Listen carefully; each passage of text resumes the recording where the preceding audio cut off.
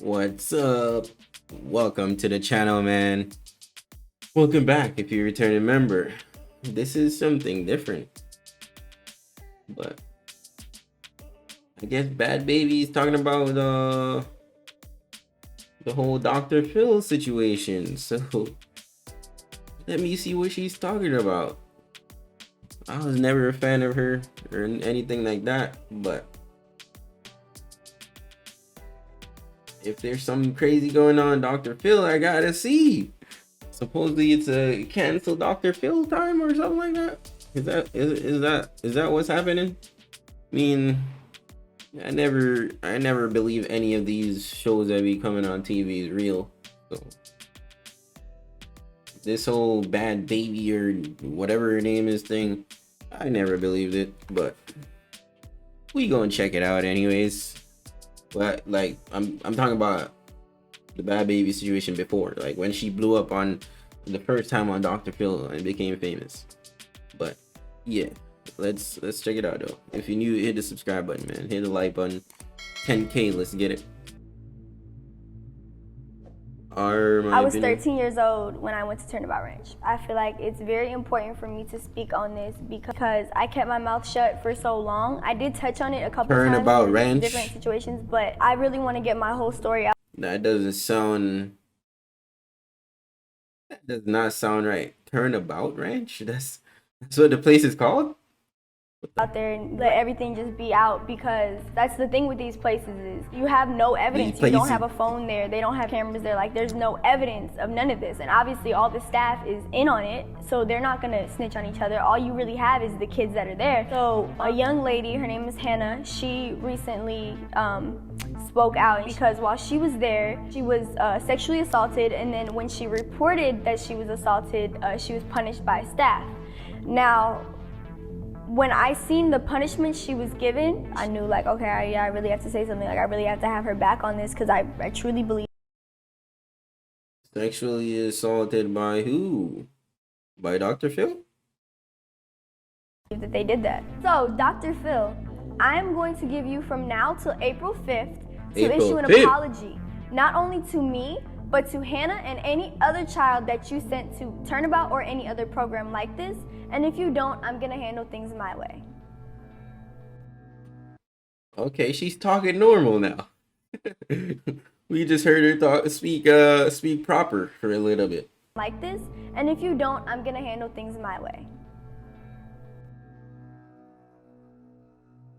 Somewhere in the middle of August, I went on the Dr. Phil show, and my mom and my grandma knew they were sending me here. I didn't know I was going. I went school shopping right before because the school was supposed to start when I got home from LA from doing the show. So part of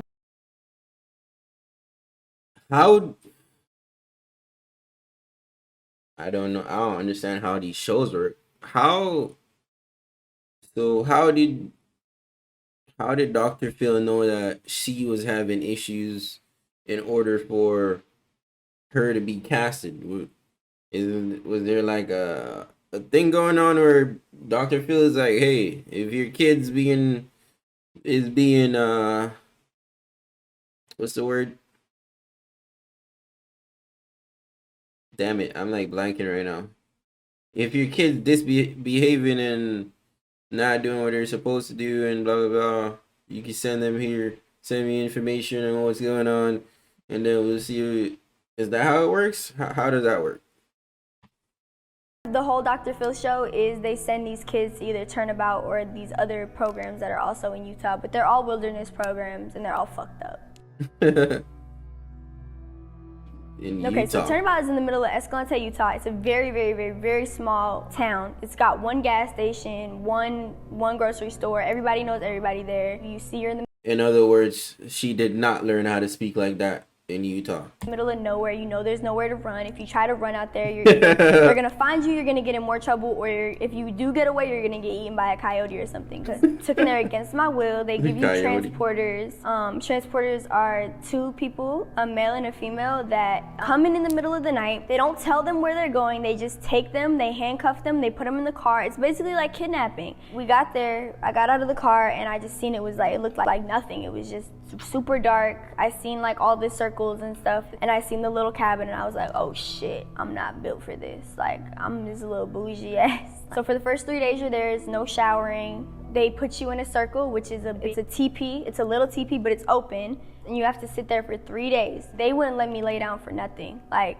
I was falling asleep and they were like, get up, get up. So I'm just sitting here like, this is gonna be really bad. When I seen these people have no sympathy, I was like, oh, I'm really doomed. They strip you from your whole personality. You have to act like just whoever they want you to act like. They told me, okay, these are what your chores are gonna be. I don't remember what they were, but they were like, these are what your chores are gonna be. This is what you're gonna be doing. Here's your level 1 binder. You do the same thing every day. Chop wood, take care of the animals. Chop wood? This place is all about taking away privileges. Like, okay, yeah, the phone is a privilege, TV, like all that. But they take away like necessity privileges, like sleeping on a bed, eating good food, not being cold. Hey, we got no problem not sleeping in a bed, man. We have been through those struggles. We've been through those struggles, man. Growing up in Jamaica. We've been through those struggles, man. That's nothing but cold. Yeah, that's another story. I remember the first time I got in trouble. Now, this is my first time being here. Like, I don't really, like, yeah, y'all explained to me the rules, but I'm 13. Like, I don't really know, like, exactly what I'm supposed to be doing. There's been times where I reported another student acting inappropriate or just anything like that. Didn't even have to do with me, and I would get in trouble for just witnessing it. If you reported another kid, like, getting bullied by, like, their peers or something, they would just say, well, maybe that's what they need or, like, something like that. Even though there was written rules, if a staff was angry at the moment or if you just did something that they felt was bad, you would get your own punishment. Like, they would make up their own punishment for you. So it's really frustrating because even if you don't know the rules, if you fuck up, you're still in trouble. There's not no I didn't know. You're still in deep shit. Shit that's minor is major to them. So if you do something like the tiniest thing, you get a check. If not, you have to be on reflection. Reflection is the punishment. When you do something so bad or if you do anything that ticks them off, you have to go in reflection. You walk in the arena for hours on end. You sit outside in the cold on the floor. You have to pick up piles in a wheelbarrow of horse shit, and they want big piles. So if you have to do 25 piles, you're really doing like 50 wheelbarrows. So while I was there, just a lot of crazy things happened. I seen a kid get held down for trying to... Bro, you're telling me you're 13 years old pushing a bigger wheelbarrow of whatever poop at your stature. I mean, it's possible, but I don't know. Because we used to push wheelbarrows when I was that age in Jamaica. When we were that age in Jamaica, that's like normal, man. Because we gotta help our people when they're building their houses and stuff like that. So yeah, pushing wheelbarrow with stuff is nothing. Like bringing heavy bricks and cement in wheelbarrows is normal at that age for us. But her as a little girl, I mean, yeah, poop is not that heavy. So yeah, I guess. While I was there, just a lot of crazy things happened. I seen a kid get held down for trying to leave. Just honestly, I don't think he was trying to run away. I think he was just trying to like walk out the door and just like get some time to himself, and they restrained him, they held him down. They had no problem holding kids down, which is against the law. You're not supposed to touch the kids, but they had no problem doing that. It's just our word against the staff's word when you're there because there's no witnesses, there's no cameras, you don't have a phone, there's none of that. That's why I was always so scared to speak out because it's like no one's gonna believe me.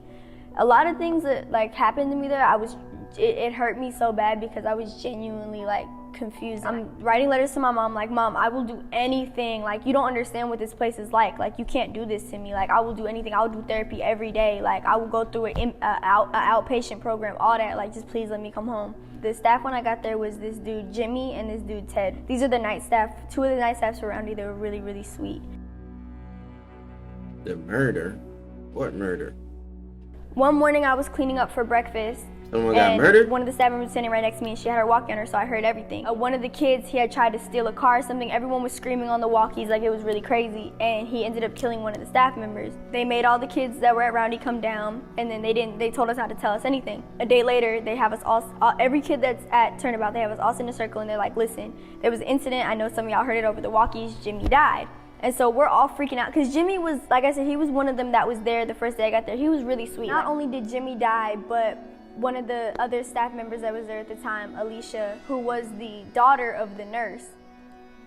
Alicia, she was also injured, and 2 years later she died, and she was also left disabled after being attacked by Clay. So the mother of the kid Clay who killed the staff, she was married to the brother of the president of the program, which I also believe is a conflict of interest. I don't know why they would do that. So it was really sad. Like, they wouldn't tell us what happened and all that. And any of the kids that were there, like, they couldn't talk about it, but they were like really traumatized by it. Even the ones that weren't there were traumatized by it. Like, I heard it over the walkie. Like, that's scary. Like so you got kids here that are killing people. And like I said earlier, my mom had always threatened me as like, oh, I'm sending you away, but she never did it. This was the first time she really did it. Like, I never thought my mom would do this. So what parents need to understand is if your child is acting out because of trauma, like sexual abuse, or maybe like the kid's parents got divorced, or just anything like that, you don't send your kid to a program like this.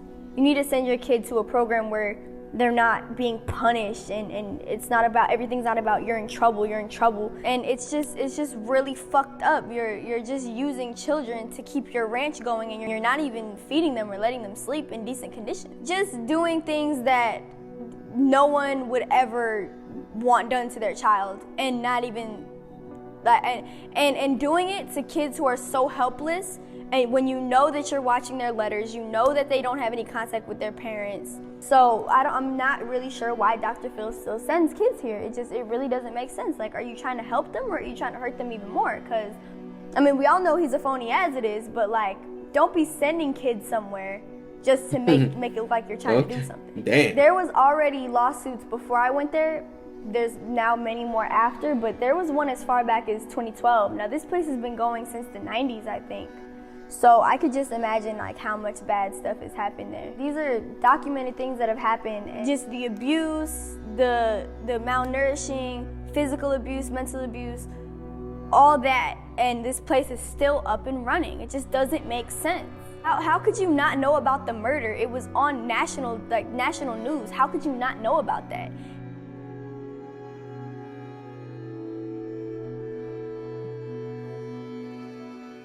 National news. Is she sure? Is she sure it was on national news? Or maybe that was like a local news to Utah, like a statewide news. 'Cause there's all types of news.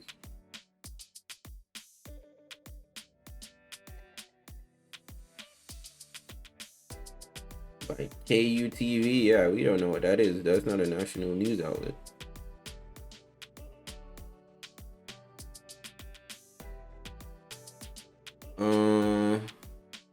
What is this? What news thing is this again? CBS or something? I don't know. I don't pay attention to news.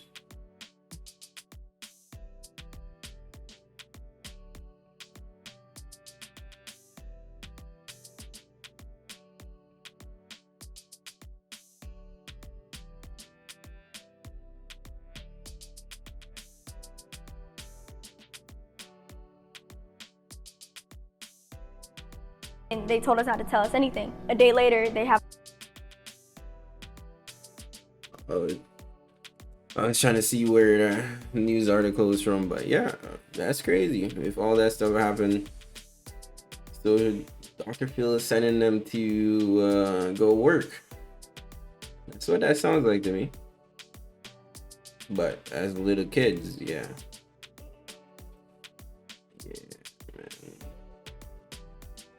Crazy. That's crazy. Let me know what you guys think in the comment section, man. Hit the subscribe button. Hit the like button. I'm out of here.